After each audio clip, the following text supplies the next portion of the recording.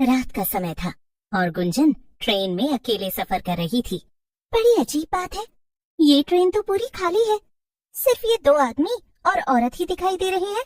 गुंजन के सामने एक आदमी बैठा था और दूसरी तरफ एक औरत। अचानक से वो आदमी ट्रेन के बाहर देखता है और जोर से चिल्ला कर कहता है, राजगढ़ का स्टेशन आने वाला है, सब लोग चौकन्ने हो जाओ। इतना कहकर वो आदमी आंखें बंद कर लेता है। ऐसा लग रहा था जैसे वो सो गया हो। ये देखकर गुंजन चौंक जाती है। अरे ये क्या था, बड़ा ही पागल आदमी है, ऐसे अचानक से चिल्लाया क्यों? और इसके चिल्लाने के बाद बाकी सब भी आंख बंद करके सो गए। अजीब है। मगर तभी एक औरत की आवाज पूरी ट्रेन में गूंजने लगती है। आ गई, मैं आ गई, भेलपूरी बेचने आ गई। बोलो बोलो, किसे खानी है मेरी लाल लाल चटपटी भेलपूरी? अरे वाह, मुझे तो लगा ही नहीं था इतनी रात गए मुझे ट्रेन में कुछ खाने को मिलेगा। कब से भूख लगी थी, मगर अच्छा ही है ये भेलपूरी वाली आ गई। अभी पैसे निकाल लेती हूँ।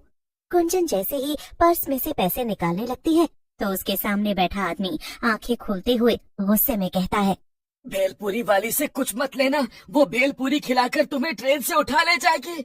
हाँ, भेलपूरी मत खरीदना। वाकई में बड़ा अजीब आदमी है, कैसी बहकी बहकी बातें कर रहा है।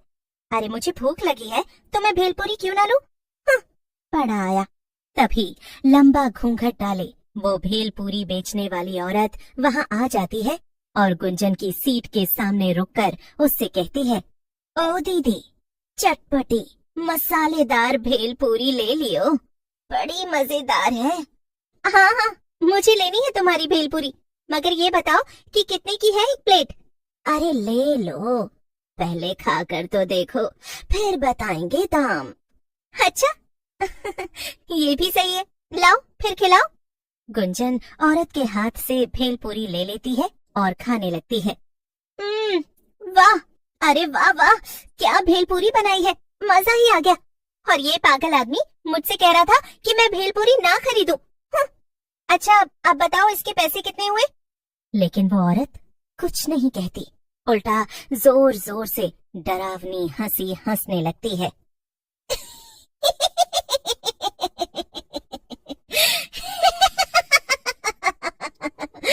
पैसे? नहीं नहीं, कुछ और लगेगा। ये कहकर वो औरत घूंघट हटाती है। घूंघट के नीचे एक डरावनी चुड़ैल थी। क्या? चुड़ैल? तुम तो एक चुड़ैल हो? हाँ, तो मैंने कब कहा कि मैं माधुरी दीक्षित हूँ, हैं? और इस भेलपूरी के बदले तो मैं तुझे लेकर जाऊंगी और खाऊंगी। उसके चले जाने के बाद ही वहाँ बैठे बाकी लोग आंखें खोलते हैं और ट्रेन के बाहर देखने लगते हैं। ये तो होना ही था, मैंने उस लड़की को चेतावनी दी थी, मगर उसने मेरी बात नहीं मानी और चुड़ैल उसे अपने साथ ले गई। राजगढ़ स्टेशन आने से पहले हमेशा ही ऐसा होता है। हाँ, अब हम कर भी क्या सकते हैं, हम तो अपना काम कर ही देते हैं ना, जो कि लोगों को चेतावनी देना है। अब उसके आगे हम क्या ही करें। असल में वो दोनों बूढ़े आदमी और औरत पंकज और राधिका थे, जो कि पति पत्नी थे और रामगढ़ गांव में ही रहते थे। वो हर रोज उस ट्रेन से सफर करते थे ताकि लोगों को भेलपूरी बेचने वाली चुड़ैल से बचाया जा सके, मगर उनका ये तरीका भी अक्सर काम नहीं आता था। फिर एक दिन सुबह सुबह पंकज कहता है, राधिका, क्यों ना हम किसी तरह ये ट्रेन चलना ही बंद करवा दें। अगर ट्रेन चलेगी ही नहीं तो चुड़ैल भेलपूरी बेचने आएगी ही नहीं और ना ही लोग गायब होंगे, न मरेंगे। वो स्टेशन मास्टर है ना रघु भाई, हम उनसे जाकर कहेंगे, उनकी बहुत पहुंच है।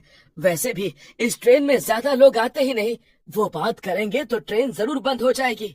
अच्छा तो फिर आओ अभी जाकर उनसे बात करते हैं। रघु सिर्फ स्टेशन मास्टर ही नहीं था, बल्कि गांव का सबसे अमीर आदमी भी था। उसकी दूसरे गांवों और शहरों में खूब पहचान थी। अरे आओ आओ पंकज भाई, कैसे आना हुआ? रघु भैया, आप तो जानते हैं कि हमारे स्टेशन से गुजरने वाली जो ट्रेन है, पिछले 3 महीनों से उस पर एक भेलपूरी बेचने वाली चुड़ैल का साया मंडराने लगा है। वो रात को आती है और जो भी उससे भेलपूरी खरीदता है उसे अपने साथ ले जाकर मार देती है।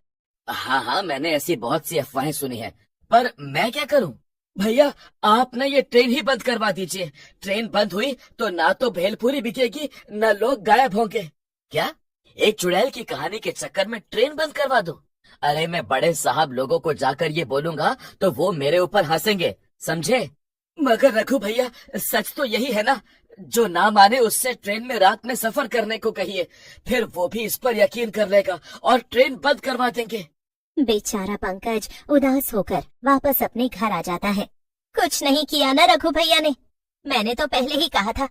अब आप काम पर जाइए और रात में जल्दी लौट आइएगा, हमें ट्रेन में भी जाना है लोगों को बचाने। रात होते ही पंकज और राधिका फिर से दूसरे गांव के स्टेशन पर पहुंच जाते हैं और अपने गांव जाने वाली ट्रेन में बैठ जाते हैं।